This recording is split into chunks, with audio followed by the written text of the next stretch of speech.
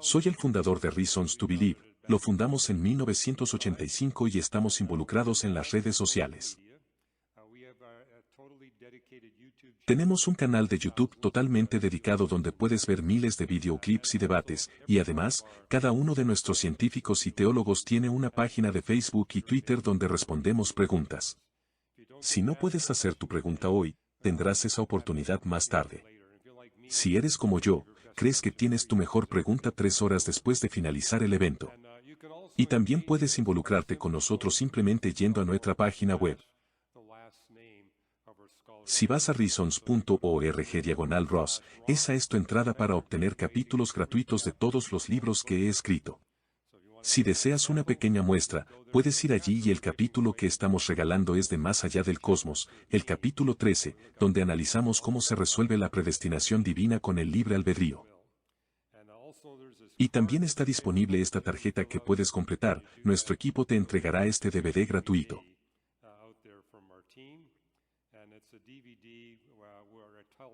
Es un DVD donde cuento mi historia de cómo la astronomía me llevó a la fe en Cristo años antes de conocer a los cristianos y también respondo las preguntas de los escépticos. Pero esta tarde me han pedido que aborde el tema, ¿qué han aprendido los astrónomos y los físicos sobre lo que existe fuera del universo? Esta mañana hablamos un poco sobre lo que podemos aprender sobre el universo, pero ¿qué pasa con lo que podemos aprender más allá del universo? U otro título que podría darle a la charla es, la transdimensionalidad de Dios. Como los recientes descubrimientos en astronomía revelan la gloria y el poder de Dios más allá de las dimensiones espacio-tiempo de este universo. Y para poner esto en contexto, me gustaría comenzar con una cita del científico más famoso de China, Fan Li-Jin. Es astrofísico, pero probablemente sea más conocido por ser uno de los líderes de las protestas de la plaza de Tiananmen. Y ha sido ateo toda la vida, falleció recientemente, pero durante su vida escribió un libro, Creación del Universo, en el que decía esto, una cuestión que siempre ha sido considerada un tema de metafísica o teología. La creación del universo se ha convertido ahora en un área de investigación activa en física. Más o menos estamos hablando esta mañana de cómo tenemos estos dos libros, el de la naturaleza y el de las escrituras.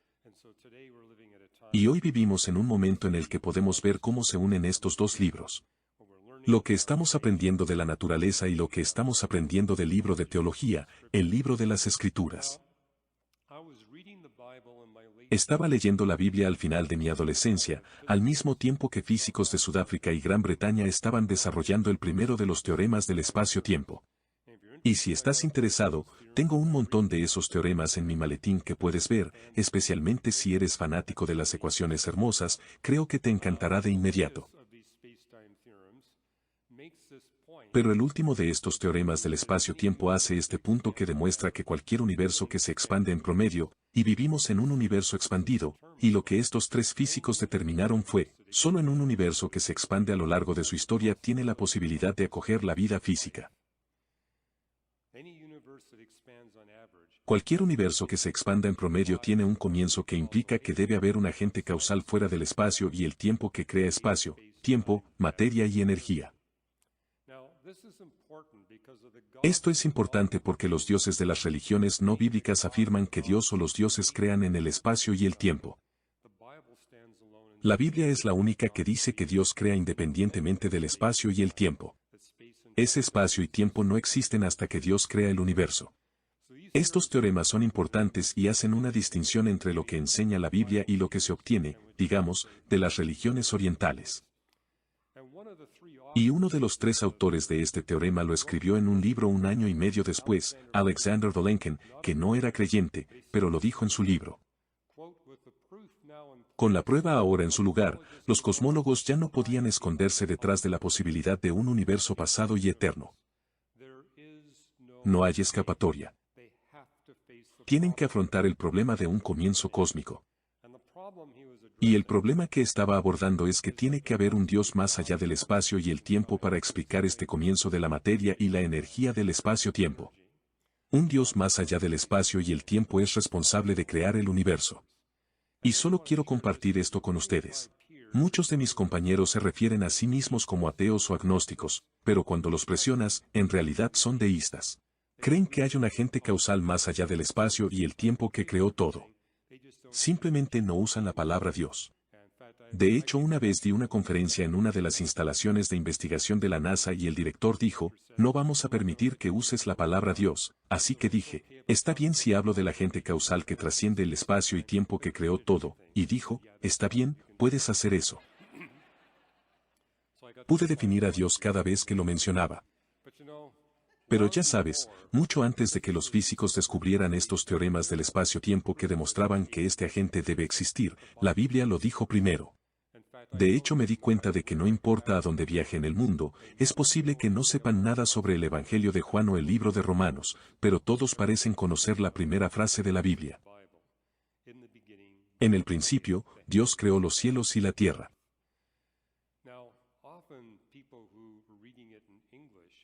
A menudo las personas que lo leen en español piensan que esto es afirmar que Dios creó el universo y la tierra al mismo tiempo. Si miras todo el Antiguo Testamento, nunca encontrarás la palabra universo. El hebreo bíblico no tiene una palabra para el universo, pero obtuvieron esta frase, los cielos y la tierra, que significa la totalidad de la realidad física. Se usa 9 veces en el Antiguo Testamento, siempre refiriéndose a todo lo físico que existe, toda la materia, la energía, el espacio y el tiempo. Cuando vas al Nuevo Testamento, dice que el universo fue formado por orden de Dios, por lo que se veía no estaba hecho de lo que era visible.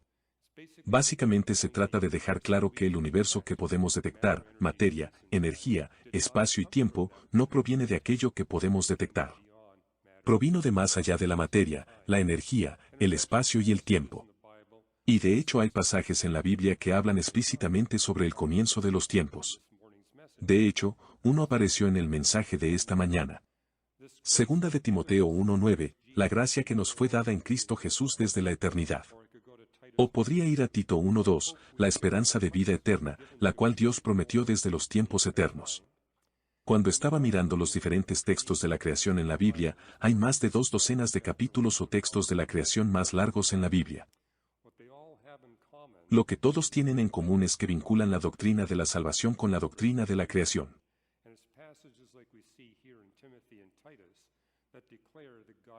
Y son pasajes como los que vemos aquí en Timoteo y Tito los que declaran que Dios comienza sus obras de redención antes de crear algo en absoluto.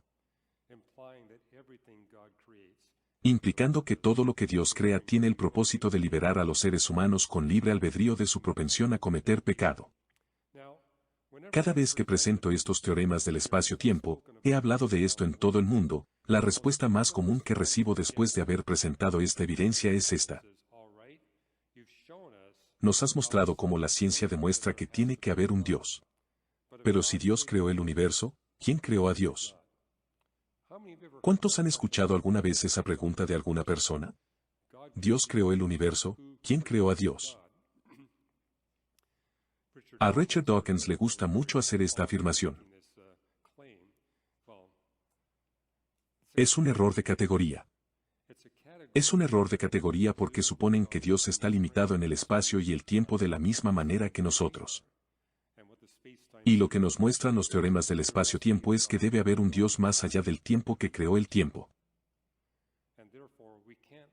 Podría decirlo de esta manera, cualquier entidad que esté limitada a una única dimensión de tiempo, que no pueda detenerse ni revertirse, debe tener un comienzo en algún lugar de esa línea de tiempo, un comienzo último. Eso es cierto para el universo. Es cierto para todo en el universo, pero no para Dios. Por cierto, cuando mis hijos eran muy pequeños, de hecho cuando tenían como 3 años y medio, hicieron la misma pregunta.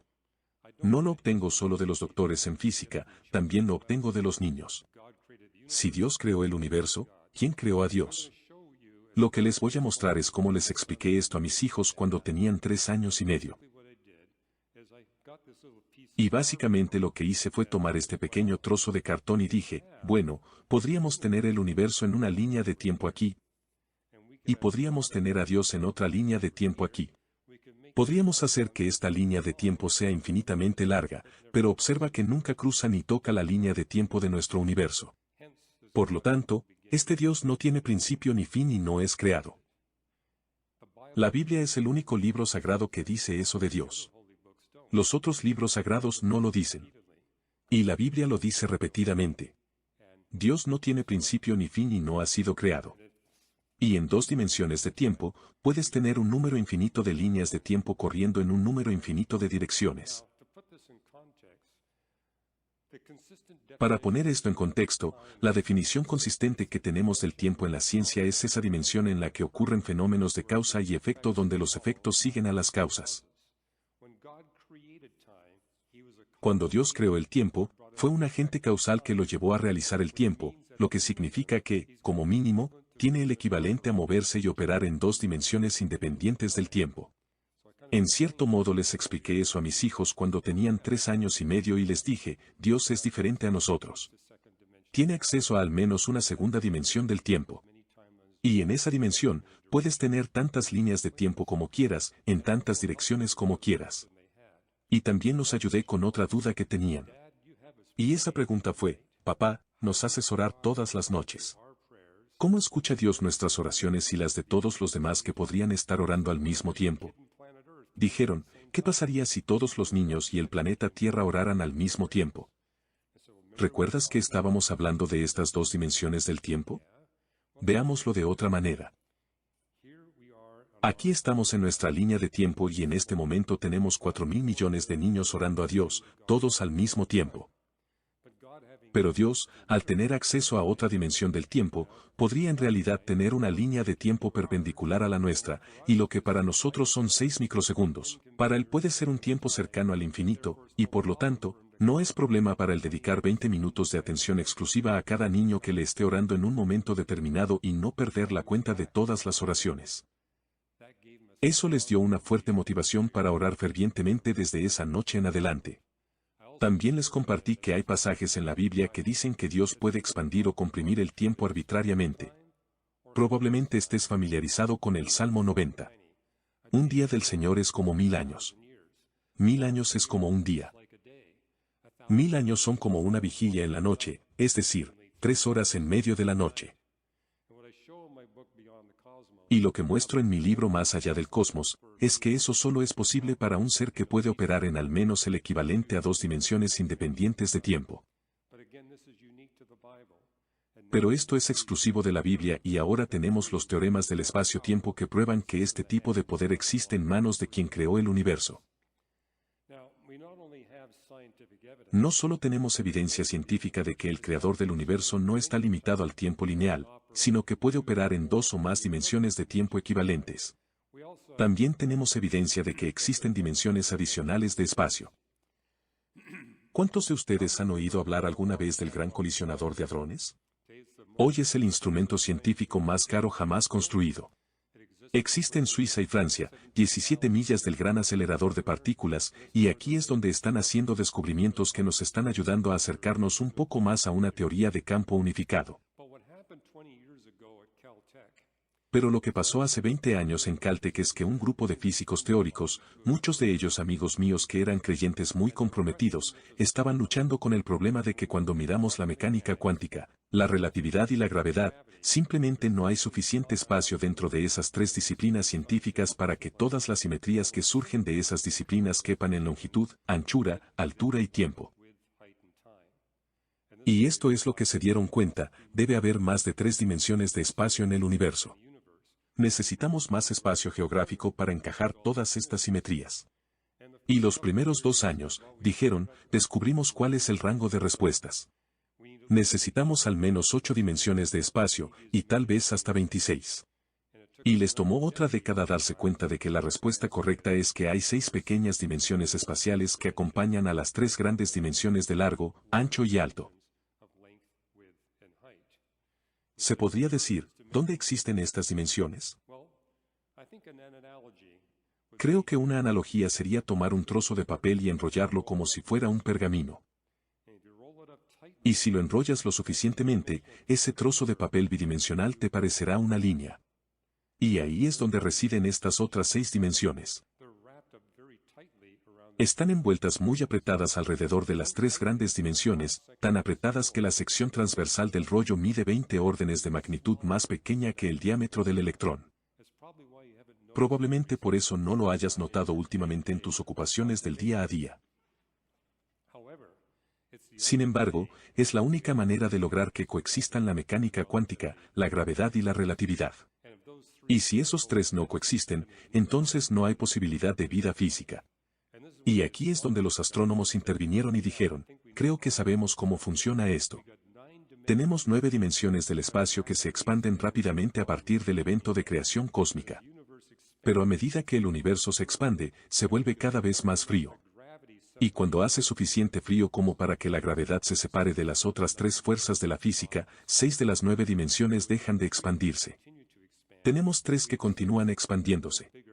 Tenemos 6 que no son más grandes que lo que eran cuando el universo tenía 10 a la menos 43 segundos de edad. Fue entonces cuando la gravedad se separó. Es una maravillosa unión de la física de partículas y la astrofísica. Lo que estaba demostrando es que este Dios que creó el universo no solo tiene capacidad para moverse y operar en el equivalente de múltiples dimensiones de tiempo, sino también en muchas más dimensiones de espacio de las que conocemos.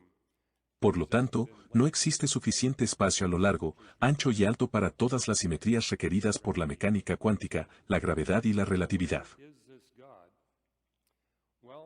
Entonces, ¿dónde está este Dios?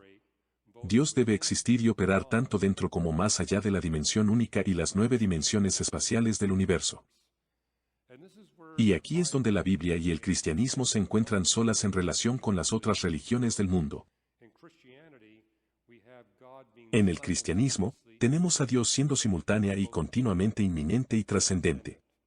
Esos son términos teológicos que se escuchan en los seminarios. Déjenme explicárselos. La inminencia de Dios es la doctrina de que Dios se mueve y opera en todas partes dentro de su creación. No importa dónde estés, Dios está ahí. La trascendencia de Dios dice que Dios es totalmente libre para moverse y operar independientemente de cualquier cosa que haya creado.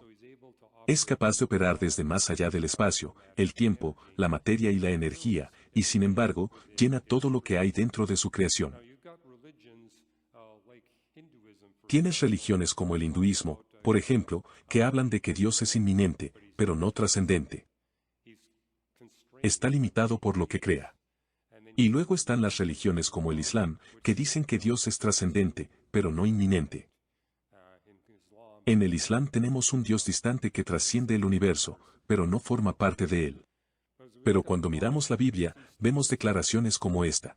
¿Puede alguien esconderse en lugares secretos para que yo no pueda verlo? Declara el Señor. ¿No lleno cielo y tierra? En otras palabras, Él existe en todas partes dentro de su creación.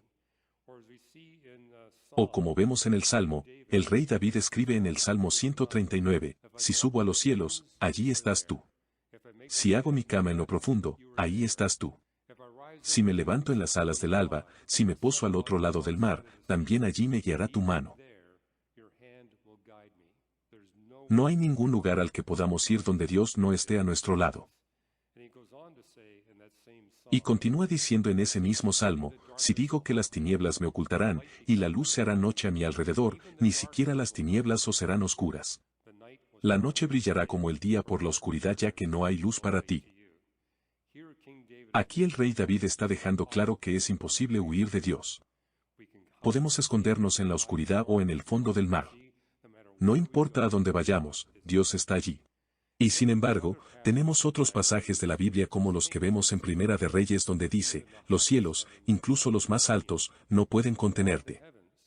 Él está más allá de los cielos. O lo que dice el libro de Job, el Todopoderoso está fuera de nuestro alcance. O lo que vemos en los escritos de Pablo en Timoteo, Dios a quien ningún hombre ha visto ni puede ver. Este es uno de varios textos del Nuevo Testamento que señalan que es imposible para nosotros ver o tocar a Dios. Y sin embargo dice, el Señor está cerca. Este es un pasaje que se repite más de una docena de veces en los Salmos, o como dice en el libro de los Hechos, Él no está lejos de cada uno de nosotros. Pero esto plantea un enigma. ¿Cómo puede Dios ser intocable e invisible, totalmente fuera de nuestro alcance, y sin embargo estar físicamente muy cerca de cada uno de nosotros? Hay un principio en matemáticas que dice que no puedes visualizar fenómenos y dimensiones más allá de lo que experimentas. Pude ver eso de primera mano cuando tomé un curso sobre variables complejas en la universidad, y el profesor nos decía cómo se puede tomar una pelota de baloncesto e invertirla de fuera hacia adentro sin hacer un corte o un agujero en la superficie de la pelota en 4 dimensiones independientes del espacio. Y nos dio una semana para demostrarlo matemáticamente. Pero también nos mostró un videoclip donde pudimos ver esta pelota de baloncesto invirtiéndose en 4 dimensiones, pero solo pudimos verla en 2 dimensiones a la vez. Ni él ni ninguno de nosotros pudimos visualizar cómo sucede esto en nuestras mentes. Pero todos podríamos demostrar matemáticamente que si tuviéramos acceso a las 4 dimensiones, esto sí sucede. Y he aprendido por las malas que al tratar de comunicar a la audiencia lo que Dios puede hacer en más de 11 dimensiones espaciotemporales, es mejor bajarlas en una dimensión en lugar de subirlas. Y para ayudarme con este tipo de preguntas, he traído conmigo una pareja que tiene una discapacidad grave. Quiero presentarles al señor y la señora Planos. Y su desventaja es que solo pueden experimentar 2 dimensiones del espacio. Todos los que estamos aquí podemos experimentar 3, ellos solo pueden experimentar 2. Y los voy a poner en su propio universo especial, la llamaremos Planilandia. Y aquí están en Planilandia. Y cuando el señor Plano mira a su esposa, ¿qué ve? Él no ve su contorno, solo ve una sola línea. Si camina cuidadosamente alrededor de su esposa, obtiene diferentes segmentos de línea, y usando su cerebro bidimensional, puede calcular el contorno de su esposa. Las escrituras dicen que Dios está más cerca de nosotros que nosotros unos de otros, todo el tiempo, continuamente. Sin embargo, no podemos verlo ni tocarlo. ¿Cómo puedo ayudarles a visualizarlo? Tengo una tercera dimensión, ellos solo tienen 2. Puedo poner mi mano 1 milímetro por encima del señor y la señora Planos. Como estoy por encima de su plano, no pueden verme, no pueden tocarme, y sin embargo, físicamente estoy más cerca de ellos que ellos entre sí. Es así con todos ustedes que están aquí hoy. Miren lo cerca que están sentados el uno del otro. Sin embargo, Dios en realidad está sentado más cerca de ti que la persona que está a tu lado, y lo hace durante toda tu vida. Y no importa a dónde vayas, si estás perdido en el bosque, si estás sumergido a 200 pies buceando, Dios está ahí contigo, si estás en la luna, Dios está contigo. Él está más cerca de ti y lo hace continuamente durante toda tu vida. Mencioné que mientras el señor Plano camina alrededor de su esposa, le toma algo de tiempo calcular el contorno. Noten que yo puedo ver el contorno inmediatamente. No tengo que calcularlo. Al tener acceso a una tercera dimensión, inmediatamente veo el contorno. Pero también veo algo que el señor Plano nunca ve acerca de su esposa, y ella no ve acerca de sí misma. Está obligado a ver únicamente el contorno de su esposa, pero yo como un ser tridimensional puedo mirar hacia abajo y ver el contorno y todo lo que hay dentro también, algo a lo que ninguno de los dos tiene acceso. Nos dice en 1 Samuel 16:7, el hombre mira las apariencias exteriores, pero el Señor mira el corazón. Dios ve cosas en ti que tú nunca ves en ti mismo ni en nadie más en tu mundo. Él te conoce mejor que tú mismo, por eso tiene sentido confiar en Dios para que dirija tu vida. Ese es el corazón del mensaje cristiano. No sabemos qué es lo mejor para nosotros porque no nos comprendemos a nosotros mismos hasta ese punto, pero Dios sí. Por lo tanto, tiene sentido racional hacer de Dios el amo de nuestra vida y recibir su dirección, porque Él sabe mejor que nosotros quiénes somos, qué necesitamos y qué debemos hacer. Algo más que podemos hacer con el señor y la señora Planos, noten que están limitados a verme y tocarme. La única manera de que puedan verme y tocarme es si paso debajo de su plano. Hubo un tiempo en que pudimos ver y tocar a Dios, y fue entonces cuando la segunda persona de la Trinidad, el que creó el universo, se humilló, se bajó y por un tiempo se hizo ser humano y vivió entre nosotros, donde la gente pudiera verlo y tocarlo. Pero observen lo que dijo a sus discípulos hacia el final de su ministerio aquí en la tierra, es mejor para vosotros que me vaya a que me quede. Sí, si me quedo, podrás verme y tocarme todo el tiempo. Pero si me voy, recibiré el poder que tenía antes de humillarme. Y con ese poder, puedo hacer cosas por ustedes. Eso me es imposible si permanezco entre ustedes. Es mejor que me vaya. Usando la misma analogía, podría pasar un dedo por el plano de su mundo. La señora Plano vendría a investigar y a qué conclusión llegaría. Concluiría que soy un círculo pequeño, porque estaría mirando la sección transversal de mi dedo. De la misma manera, cuando vemos a Jesús de Nazaret en su encarnación, estamos viendo un componente rebajado de quién es Dios. No era solo un ser humano, también era Dios, pero nos estaba mostrando solo una pequeña muestra representativa de su divinidad. Entrando en nuestras dimensiones. Pero podría ir al señor Plano al día siguiente, y esta vez no voy a meter un dedo en el plano. Voy a meter 3 dedos en el plano. Él viene e investiga y concluye que soy 3 círculos pequeños. Y por supuesto, corre a casa con su esposa y le dice, he tenido esta revelación. Son 3 círculos, no un círculo. Y ella dice, no, he tenido la revelación, es un círculo y no 3 círculos. Y esto significa que el sábado se hace el domingo, ella va a la iglesia del único círculo y él va a la iglesia de los 3 círculos. Que es exactamente lo que muchos seres humanos han hecho con la doctrina de la Trinidad. Creen que Dios es uno y solo uno, como se ve en el Islam y el judaísmo, o lo que se ve, digamos, en las religiones orientales, donde afirman que hay muchos dioses independientes. Pero el cristianismo es único en su enseñanza. Son 3 personas y una esencia. No son 3 dioses con planes e ideas diferentes. Quiero decir, una cosa que estamos descubriendo cuando hablamos con personas que tienen una perspectiva hindú del mundo mientras viajamos a otros países, es que en el hinduismo enseña que hay millones de dioses, y todos están involucrados en la creación. Pero por eso anticipan que el registro de la naturaleza estuviera lleno de incongruencias e inconsistencias. Porque tienes muchos creadores diferentes involucrados con muchos planes diferentes. El cristianismo dice, sí, son 3 personas, pero hay una mente, un propósito, un plan, un destino que tienen en mente. Y por lo tanto, en el cristianismo anticipamos que cuando miramos la ciencia y la naturaleza, todo se remonta y será consistente porque proviene de esta esencia única, la mente única, las personas únicas. 3 personas y una esencia. Pero lo que espero que entiendan es que lo que el señor y la señora Planos no pudieron visualizar en su perspectiva limitada es como este círculo y estos 3 círculos podrían ser parte de una única superficie cerrada, tridimensional que forma mi mano. Desde su perspectiva limitada, no podían ver la resolución. Asimismo, desde nuestra limitada perspectiva, no podemos ver de manera visual cómo se resuelve la doctrina de la Trinidad.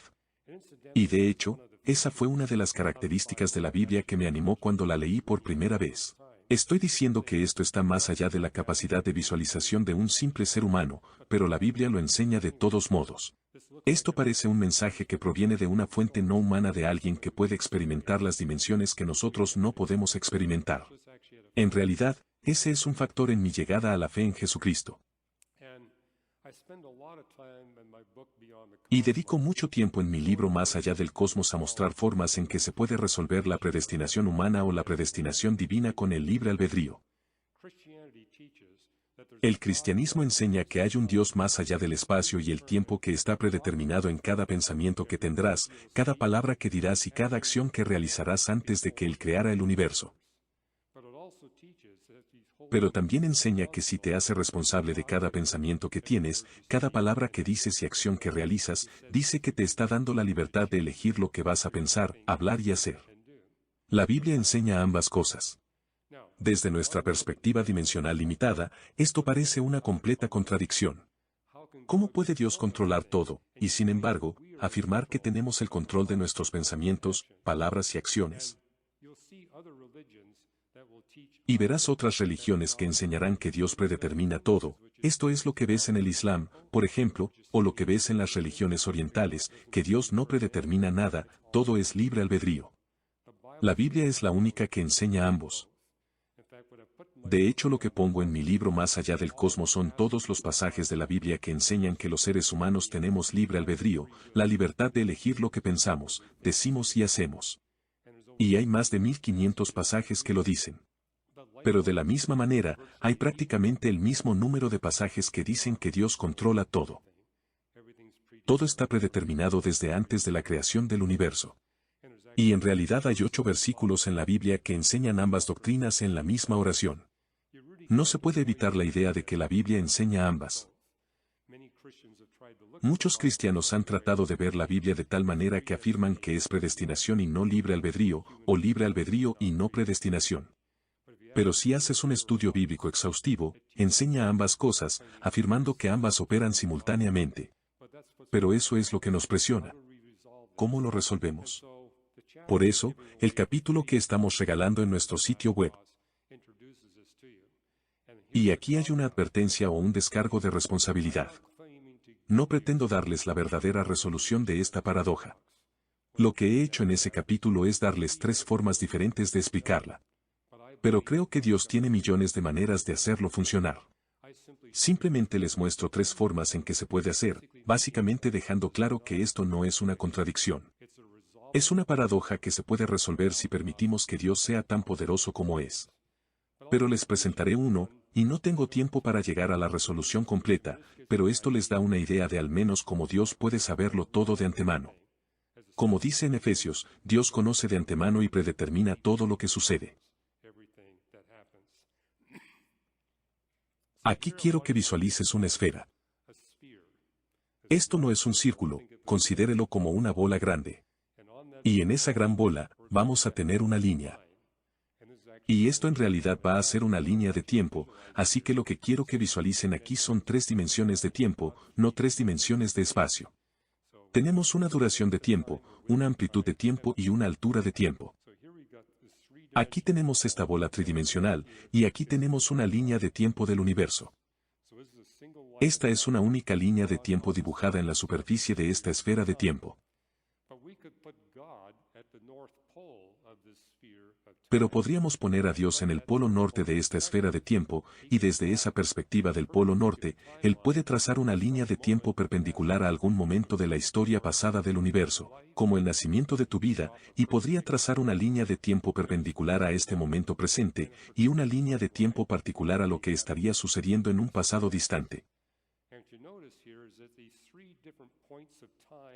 Y notarás que estos 3 puntos de tiempo diferentes en nuestra línea de tiempo, todos pueden unirse en un solo instante de tiempo en el polo norte, señalando que desde un instante de tiempo, Dios puede saber simultáneamente lo que está sucediendo a lo largo de toda la historia del universo. Piensa en eso. En un solo instante de tiempo, puede experimentar 13.8 mil millones de años de historia cósmica, o en un solo momento de tiempo, puede experimentar todo lo que está sucediendo en toda tu vida, todo lo que estás pensando, lo que estás diciendo y haciendo. Pero, por supuesto, la Biblia no solo afirma que Dios sabe de antemano, sino que dice que predetermina. Y de lo que hablo en más allá del cosmos es de cómo cuando tomas una decisión en tu vida, tu voluntad está en funcionamiento. Pero además de eso, el Nuevo Testamento nos dice que la voluntad de Dios tiene un componente, y la voluntad del adversario de Dios tiene un componente. Y en realidad hay que observar las 3 voluntades que operan juntas. Y si estás en el medio, tienes la voluntad de Dios y la voluntad de Satanás equilibrándose entre sí, crees que tienes el control total. Pero no es así como terminará en el momento de tu muerte. Como declara la Biblia, vamos a movernos en una dirección u otra, tu libre albedrío es un componente, pero no es el único componente. Y eso es todo lo que voy a decir, porque es el capítulo más largo del libro, y en realidad ofrece 3 formas completamente diferentes en las que puedes hacer que Dios predetermine cada palabra, pensamiento y acción que sucederá en toda tu vida desde antes de que Él creó el universo, y sin embargo, te da la libertad de elegir todas tus palabras, pensamientos y acciones, y de hacerte personalmente responsable de todas tus palabras, pensamientos y acciones. La razón por la que creo que la Biblia nos enseña esto es que si nos centramos demasiado en el libre albedrío, comenzamos a ser legalistas en nuestro comportamiento. Creemos que depende de nosotros lo que nos suceda en nuestra vida. Pero si nos centramos demasiado en la parte de la predestinación divina, pensamos que Dios tiene todo bajo control y que no soy responsable de nada de lo que sucede en mi vida, y eso lleva al libertinaje. La razón por la que creo que vemos este equilibrio de alrededor de 3.000 escrituras que enseñan cada una por igual es que Dios quiere que evitemos un estilo de vida legalista. También quiere que evitemos un estilo de vida licencioso, y no es crucial que lo entiendas totalmente. Es simplemente crucial que comprendas que ambas doctrinas son verdaderas y operan de manera continua y simultánea. Y no es un camino fácil, Pero creo que es algo que muestra que, efectivamente, la Biblia declara que Dios tiene este tipo de poder. Puedes obtener ese capítulo en reasons.org/Ross. Pero creo que el punto importante es que este tipo de enseñanzas son exclusivas de la Biblia, y en ningún otro libro sagrado se ven enseñanzas sobre la doctrina de Dios y la forma en que Dios opera en nuestras vidas que a nosotros, los seres humanos, nos resulta imposible visualizar desde nuestra perspectiva limitada de largo, ancho, alto y tiempo. Y estas son solo dos de las doctrinas. Lo que obtuve en el libro son varios capítulos que analizan otras doctrinas de la Biblia, pero también para encontrar alguna capacidad de visualización en largo, ancho, alto y tiempo. La Biblia está repleta de estas doctrinas, pero sostengo que esto en realidad prueba que el mensaje de este libro debe provenir de un ser que se mueve y opera en muchas más dimensiones, en longitud, ancho, altura y tiempo. Las doctrinas extradimensionales únicas de la Biblia y las descripciones únicas de eventos extradimensionales demuestran que su contenido proviene de un ser extradimensional. Mientras que te desafiaría a leer cualquier otro libro sagrado de cualquier otra religión del mundo, las doctrinas que enseñan, cada una de ellas, es algo que puedes visualizar dentro de las dimensiones que experimentamos los seres humanos. Lo cual fue evidencia para mí cuando era joven, que estos libros provienen de una mera fuente humana, no provienen de una fuente divina. Y no solo tengo un libro sobre más allá del cosmos, sino que también hemos producido un DVD. Y es un DVD que produjimos para niños y jóvenes, básicamente hecho con algunas de estas lecciones que muestran cómo Dios tiene su poder. Pero quiero cerrar lo que creo que es la doctrina transdimensional más sorprendente de todas.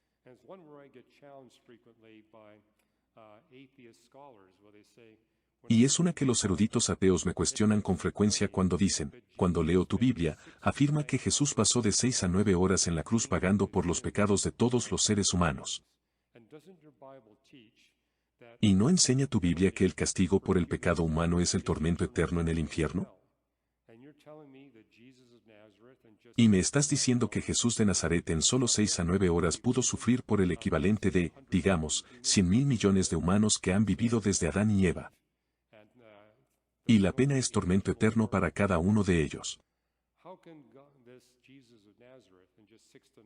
¿Cómo puede este Jesús de Nazaret, en solo 6 a 9 horas en la cruz, pagar el precio de expiación por 100.000 millones de personas, cuando ese precio de expiación es un tormento eterno a un nivel de moderación que no podemos visualizar? No era solo un ser humano el que moría en la cruz para pagar el precio de expiación por todos los pecados que la humanidad ha cometido desde Adán y Eva hasta el presente y el futuro. Una de las doctrinas cruciales del Nuevo Testamento es que Jesús de Nazaret era simultánea y continuamente tanto humano como divino, el Dios hombre. Era a la vez humano y Dios. Y en consecuencia, vemos muchos casos en el ministerio de Jesús de Nazaret donde mostró sus limitaciones humanas. Pero también muchos lugares en las Escrituras donde mostramos los poderes divinos que poseía con Dios Padre y Dios Espíritu desde antes de crear el tiempo. Lo que he hecho aquí por ti es crear una demostración visual de cómo Jesús en 6 a 9 horas pudo pagar el precio total de la expiación por cada ser humano que jamás haya existido.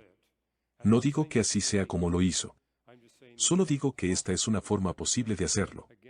Nuevamente, debido a que Dios trasciende el espacio y el tiempo, puede crear tantas dimensiones espaciotemporales como quiera, tantas veces como quiera, o moverlas cuando quiera, y quien dice que su poder y operaciones están limitados por dimensiones de espacio-tiempo. Después de todo, Él creó el espacio y el tiempo, lo que nos dice que tiene poder para moverse y operar de forma completamente independiente del espacio y el tiempo. Pero creo que esta es probablemente la forma más fácil de visualizar cómo podríamos pagar este precio de expiación. Lo que quiero que piensen es en una dimensión del tiempo que viene desde detrás de la pantalla y desde delante de la pantalla. Por eso puse esta sombra. Esta es una línea de tiempo que sale de la pantalla, y esta es la línea de tiempo en la que existimos los humanos. Y en esa línea de tiempo que sale de la pantalla, tenemos a Jesús en la cruz, y fue clavado en la cruz, y de 6 a 9 horas después, había fallecido. Solo pasó esas pocas horas en la cruz, según los relatos del Evangelio. Pero mientras muere en la cruz, como Dios, tendría acceso a una segunda dimensión del tiempo. Y quiero que piensen, Jesús está experimentando de 6 a 9 horas en nuestra línea de tiempo, pero en una línea de tiempo que corre de esta manera, podría experimentar un tiempo infinito. En 6 horas de nuestro tiempo, o 9 horas de nuestro tiempo, podría estar experimentando tormento en una línea de tiempo infinitamente larga. Pero también podría experimentar una tercera dimensión del tiempo. Y en esa tercera dimensión del tiempo, podría estar experimentando, digamos, 100.000 millones de líneas de tiempo infinitamente largas corriendo en estas dos dimensiones del tiempo a las que los seres humanos no tenemos acceso. Y aquí tenemos estos 40 o 100 o 150.000 millones de líneas paralelas de tiempo infinitamente largas donde Jesús está sufriendo a causa de los pecados que hemos cometido, pagando literalmente todo el precio de expiación que los seres humanos necesitamos para nuestra redención. Y la cuestión es que podemos colapsar 100.000 millones de líneas de tiempo infinitamente largas en las que Jesús sufre a causa de nuestros pecados. Y podemos comprimir todo eso en solo 6 a 9 horas en nuestra dimensión de tiempo. Esa es una manera en que Jesús, en solo 6 a 9 horas de nuestro tiempo, puede pagar una eternidad de tormento para miles de millones de seres humanos. Y nuevamente, esta es una de las muchas maneras en que Jesús podría haber pagado el precio de la expiación. Pero esto nos dice en Hebreos 2:3, ¿cómo escaparemos si ignoramos una salvación tan grande? Y lo que señala el autor del libro de Hebreos es que los seres humanos tendemos a menospreciar lo que Cristo hizo por nosotros al morir en la cruz. Y realmente apreciaríamos la profundidad de lo que estaba haciendo y pagando el precio del rescate que era necesario para que todos nosotros fuéramos liberados de nuestro pecado e iniquidad, y volviéramos moralmente puros ante Dios y entremos en la nueva creación sin capacidad de pecar, o iniquidad o maldad, por el resto de la eternidad. Esto es lo que cuesta.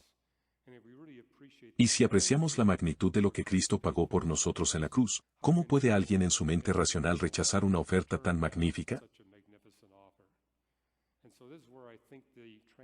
Y aquí es donde creo que los poderes transdimensionales de Dios son efectivos para permitir que las personas se den cuenta de que este Dios del que estamos hablando en el cristianismo es un Dios muy, muy grande. Tan grande que puede resolver todos tus problemas. Y creo que simplemente mostrarle a la gente algunas formas sencillas de explicar el poder, la majestad y la gloria de Dios en dimensiones más allá de lo que podemos experimentar en este universo ayuda a aclarar el punto. Si podemos apreciar el poder de Dios y la magnitud del regalo que se nos ofrece, ¿cómo puede alguien en su sano juicio entender el regalo tan grande que se ofrece a cada uno de nosotros? Con suerte, esta es una herramienta que puedes usar para compartir con las personas y persuadirlas de que hay un Dios poderoso ahí fuera, un Dios que realmente nos ama. Eso es algo que noto simplemente siendo astrónomo. Cuando miras el universo, todo es increíblemente hermoso. Simplemente las ecuaciones de la física son maravillosamente hermosas, tienes que mirarlas, eso me dejó atónito. El mejor consejo que recibí cuando era estudiante fue este: la respuesta correcta a tus problemas de física son siempre las ecuaciones más hermosas. Busca belleza en las ecuaciones, pero la verdad es que vemos belleza en todas partes, y especialmente vemos belleza en las doctrinas que la Biblia enseña sobre Dios y cómo Él quiere redimirnos del pecado y maldad.